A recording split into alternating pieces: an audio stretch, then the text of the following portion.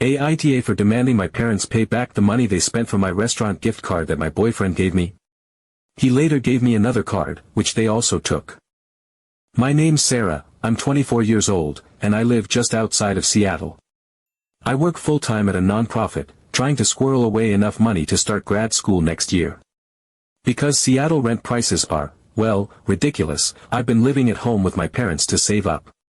It is not glamorous, but it's been manageable, until this situation happened and kind of cracked open a lot of things I didn't want to look too closely at before. I've been with my boyfriend Jake for a little over a year now. He's 26, works in marketing, and he's probably the most thoughtful person I've ever dated.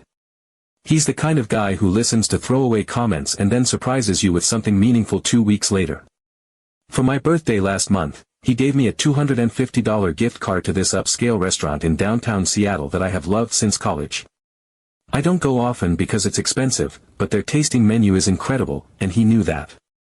It was such a sweet gesture. He gave it to me in a little card with a handwritten note that said, "You work so hard. You deserve a night that's just about you." I was genuinely touched.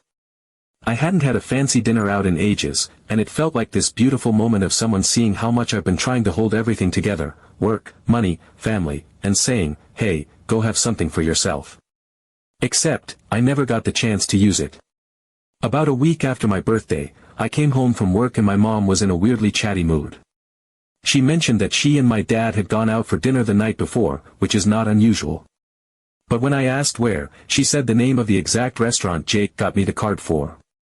At first, I just blinked, trying to connect the dots. Then she smiled, this smug little smile, and said, "We used that card your boyfriend gave you." It was delicious. I thought she was joking. I literally laughed.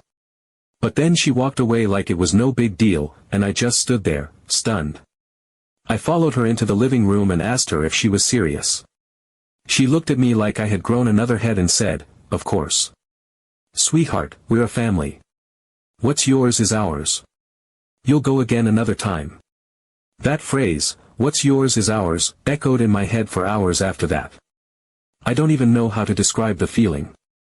I just remember sitting on my bed that night, staring at the empty envelope where the card had been, and wondering when the last time was that someone had given me something that I was allowed to just keep. I told Jake about it the next day. He looked shocked, like he couldn't even believe someone would do that. But he didn't get mad. Instead, he told me not to worry about it and said he'd just get me another one. I told him he didn't have to, but a week later, I found another card, same amount, same restaurant, tucked into an envelope on my nightstand. Inside, the note said, "You deserve your own night out. No one else's." I almost cried when I read it. It wasn't even about the restaurant anymore. It was about being seen. So, fast forward 2 days. I come home, go to my room, and notice the envelope is gone. I don't even have to ask. I go into the kitchen and there it is, sitting wide open on the counter, empty. Like a joke. Like some kind of weird message. I checked the balance online just to be sure, and yeah. It had been completely used up. Again. My hands were shaking when I asked them. I didn't yell, I didn't scream. I just asked. My dad looked up from his tablet and said something like, "Jake clearly likes to treat the family," and that he assumed the second card was also, for everyone. My mom actually laughed and said I was being dramatic. She told me to stop acting like a spoiled brat, that I had a roof over my head and shouldn't be throwing tantrums over a dinner. That if Jake cared about me, he wouldn't mind treating the people who raised me. I told them it wasn't about the food. It was about the fact that they took something that wasn't theirs. Twice. Without asking. And didn't even seem sorry about it. They brushed me off. My mom made a sarcastic comment about how I should be grateful someone wants to give me nice things, and that I shouldn't act like a martyr just because someone else finally stepped in where they hadn't. I told them they needed to pay me back. They refused. They said I was out of line. That I was living under their roof, eating their food, using their water and electricity, and that I didn't have the right to demand repayment for something so petty. Jake was livid when I told him. He offered to call them, but I said no. This wasn't about him anymore. It was about me drawing a line, even if I didn't know where that line should go yet. Since then, things have been tense. My parents have been cold, almost passive-aggressive. They still think I was out of line, and any time I bring up the idea of boundaries, they roll their eyes. My dad made a comment the other day about how some people forget who paid for their dance classes and braces, which felt like such a low blow I didn't even know how to respond. The truth is, I have been trying to be a good daughter. I work full-time, I contribute when I can, I keep to myself, and I never expected anything extravagant. But this crossed a line. Twice. Am I the asshole for demanding that my parents pay me back for the gift cards they used without asking? For expecting that a gift given to me, for my birthday, should actually be mine? Because if I am, then maybe I've been living in a completely different reality than the one they expect me to accept. Update 1. Hi again, Reddit. I didn't think I'd be back with an update this soon, but a lot has happened. And I honestly need to write this out just to keep myself from screaming into the void. Or sobbing. Or both. After my last post, I sat with the whole thing for a few days. The stolen gift cards, the gaslighting, the way my parents dismissed my feelings like I was being some spoiled brat for wanting to keep a birthday gift to myself. I couldn't shake the feeling that this wasn't just about dinner anymore. It was about control. It was about how, somewhere along the line, I became less of a daughter and more of a resource. So I made a decision.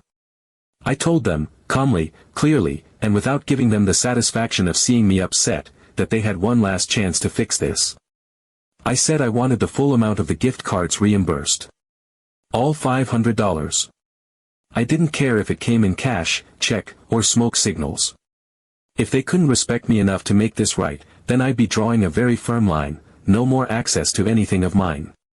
No more borrowing things from my room.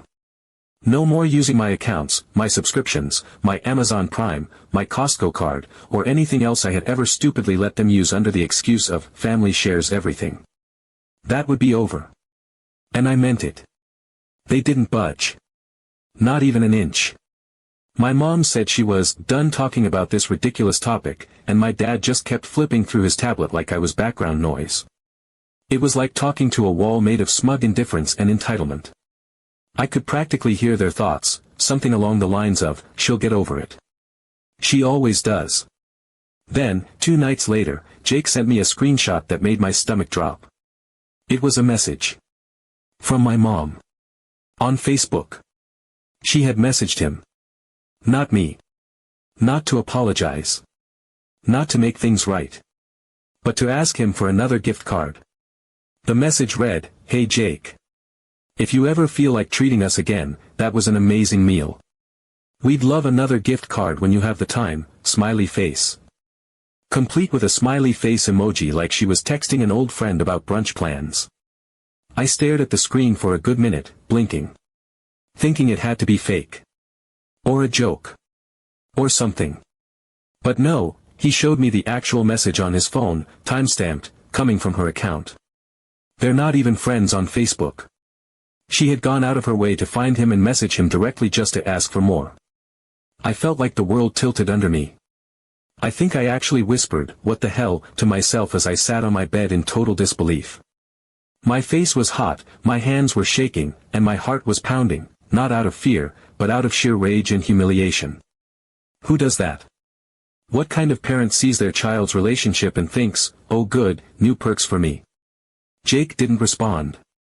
He just texted me and asked if this was normal for my family. I wanted to say no. I wanted to say this was some weird one-off, that my mom had lost her mind for a second, that this wasn't who she was. But I realized I couldn't say that. Because this wasn't a one-off.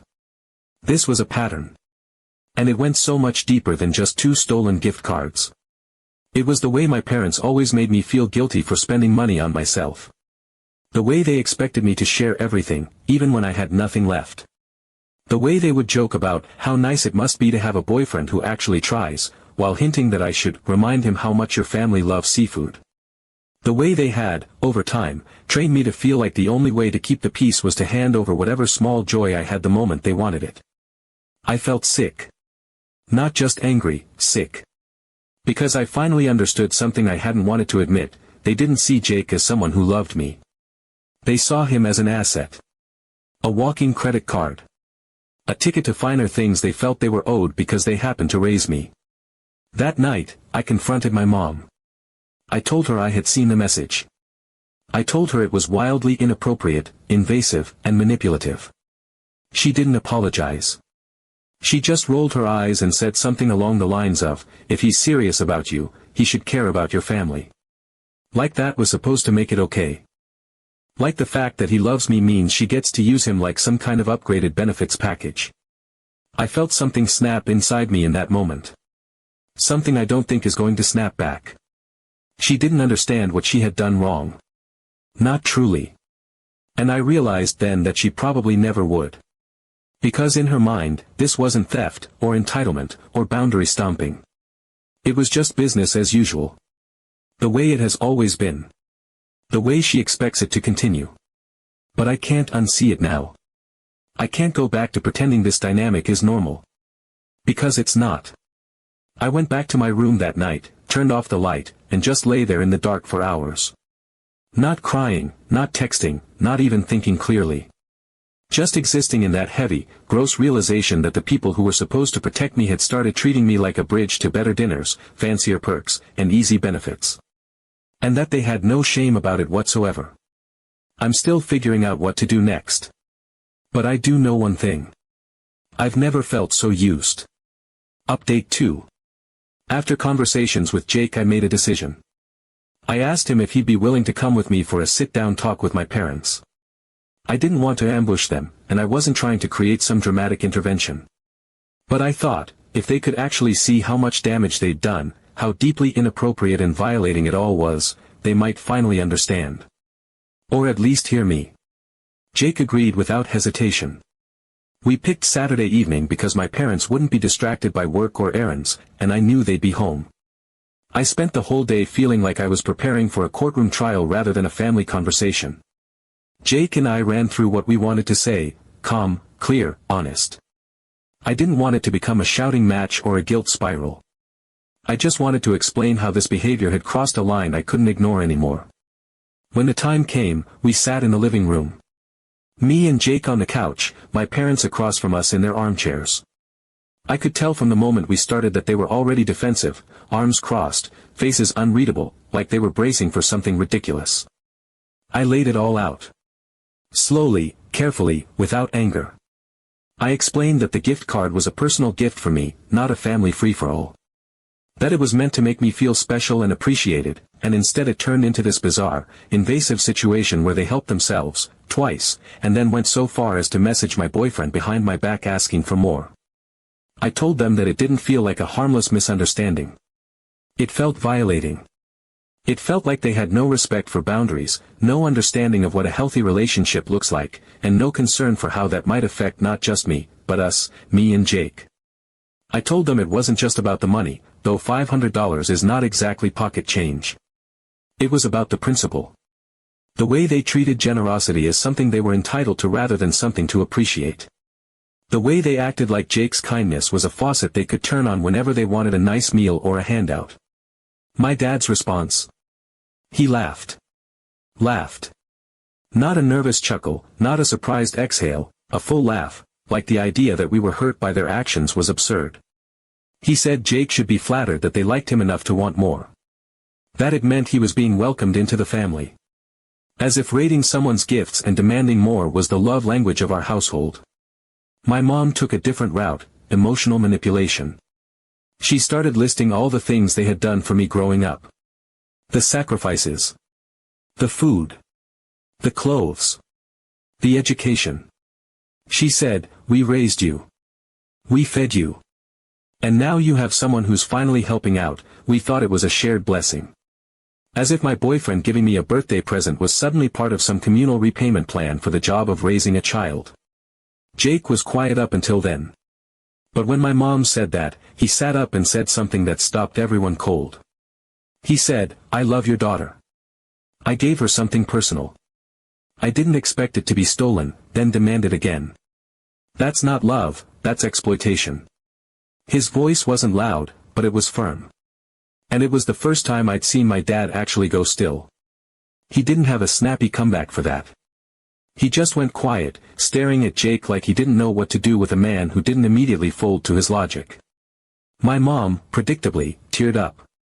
Said we were being cruel. Said we were turning our backs on family. Said she didn't know when I became so cold. I told her this wasn't about turning my back. This was about drawing a line. About saying, you don't get to treat people like this and pretend it's love. I told her I wasn't cutting them off, but I was done pretending that every violation of trust was just how families are. I said I loved them, but I also loved myself, and Jake, and I wasn't going to sacrifice our relationship to appease their entitlement. They didn't apologize. Not that night, anyway. They didn't even acknowledge how out of bounds they'd been. The conversation ended with a weird, heavy silence, and we left shortly after. I felt exhausted. Drained.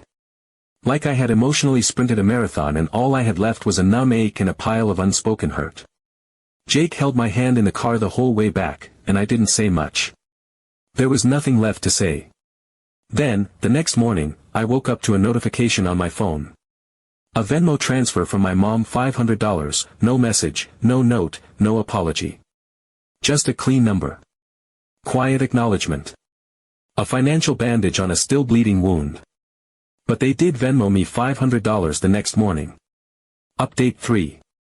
It's been 2 weeks since the sit-down conversation with my parents, the one where I thought everything might just fall apart for good.